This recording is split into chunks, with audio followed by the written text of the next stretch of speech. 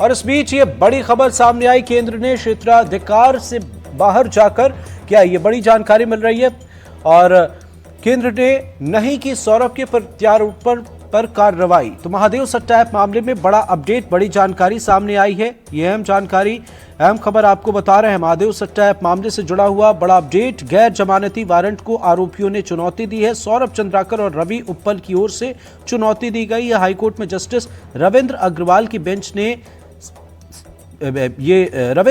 Bench में सिब्बल ने ये दलील पेश की है और सिब्बल ने कहा है कि सौरभ और रवि उप्पल वानुआतू के नागरिक हैं। तो ये बड़ी जानकारी यहां पर निकलकर सामने आई है। कोर्ट ने क्षेत्राधिकार से बाहर जाकर जारी किया गैर जमानती वारंट। ये भी चीजें निकलकर सामने आ रही हैं।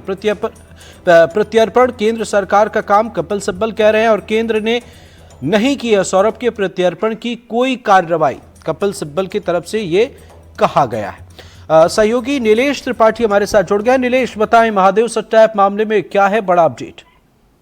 देखिए, सबसे बड़ा अपडेट तो यही है कि अमृत की सबसे बड़ा अपडेट यही है कि कपिल सिब्बल जो इतने नामी वकील हैं, मशहूर वकील हैं देश के, और वो आज इस मामले में बिलासपुर पहुंचे थे पैरवी करने के लिए। संचालक जो है सौरभ चंद्राकर और रवि उप्पल की ओर से महादेव सट्टा ऐप मामले में जो संचालक है, जिसको लेकर एकदम हाई प्रोफाइल बातें की जाती है, जिसको लेकर ये कहा जाता है कि पता नहीं कितने 100 करोड़ के आज के डेट में वो मालिक हो चुके हैं।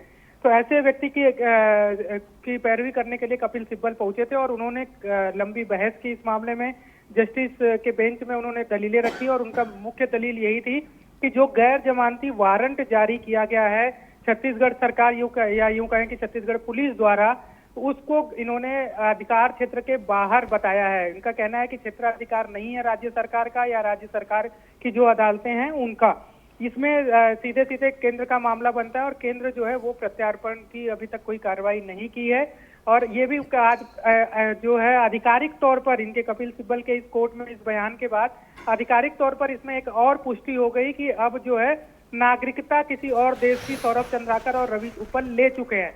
अभी तक ये भी चर्चा चल रही थी कि वो छुपे हुए हैं कहीं पे, दुबई या अन्य जगहों पर से वो संचालन कर रहे हैं, ऐसे नाम आते थे। लेकिन आज जब कोर्ट में इस मामले में पैरवी में कपिल सिब्बल ने नाम लिया है उस जगह का जहां पे कि वो नागरिकता ले चुके हैं, तो इससे ये पुष्टि हो चुकी है आधिकारिक तौर पर। हालांकि इस पर चर्चाएं होती रही हैं, लेकिन आधिकारिक तौर पर इस बात की पुष्टि हो चुकी है कि अब सौरभ चंद्राकर और रवि उप्पल जो हैं वो भारत के नागरिक नहीं हैं। उन्होंने नागरिकता छोड़ दी और नागरिकता ले ली है दूसरे देश की। बिल्कुल, आपने सही कहा नीलेश। कपिल सिब्बल की तरफ से ये बड़ी दलील दी गई है कि केंद्र ने सौरभ के प्रत्यर्पण को लेकर कोई कार्रवाई नहीं की। अब अभी तक की जो अपडेट है, इसे लेकर क्या कुछ कयास लगाए जा रहे हैं?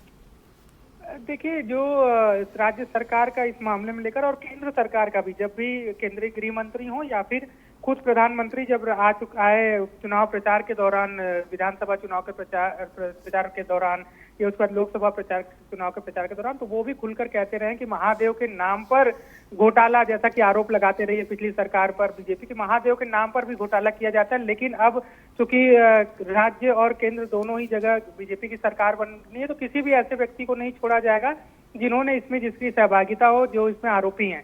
तो ऐसे में अब देखने वाली बात होगी कि क्या आधिकारिक तौर पर अब केंद्र की ओर से इस पर कोई एक्शन लिया जाता है। हालांकि इस मामले की जांच सीबीआई को सौंपी जा चुकी है। सीबीआई को राज्य सरकार ने सीबीआई को अनुशंसा की है कि इस मामले में जांच करे। तो अब आगे की कार्रवाई क्या होगी केंद्र की ओर से, ये सबसे अहम होगा।